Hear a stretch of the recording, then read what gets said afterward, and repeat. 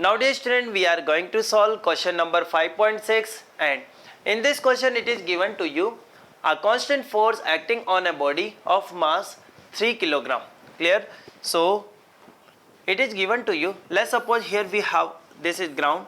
Let's suppose this is a body and we are applying a constant force on this body. Clear? So constant force I am applying and the mass of this body is given to you 3 kilogram.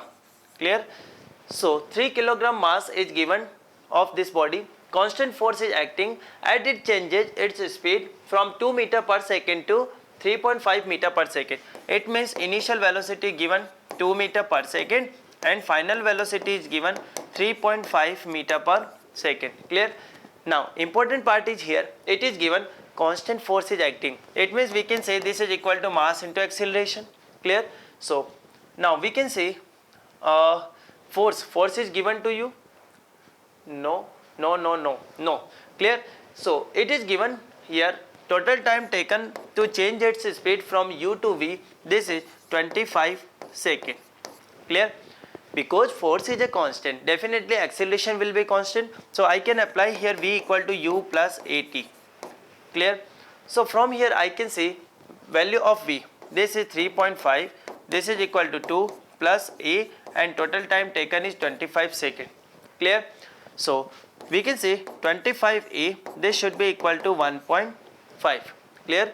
So value of acceleration, this is given to you 1.5 divided by 25. So we can say this is 15 by 25 into 1 by 10.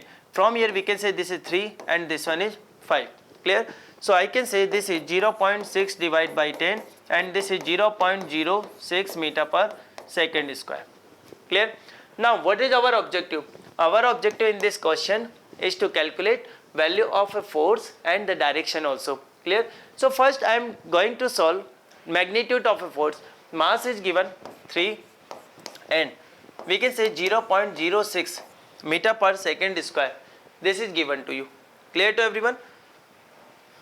Yes, correct. Clear? So from here we can say total force we are getting, this is 0.18 Newton. Clear? And what about the direction? So definitely we can say the direction of this force in that direction, because velocity is increasing. Listen carefully. It may be possibility that this force may also act in an opposite direction, but you can see because velocity of this body is increasing, it means we can say the force is acting in the direction of motion of this body. Clear? So this is all about this question.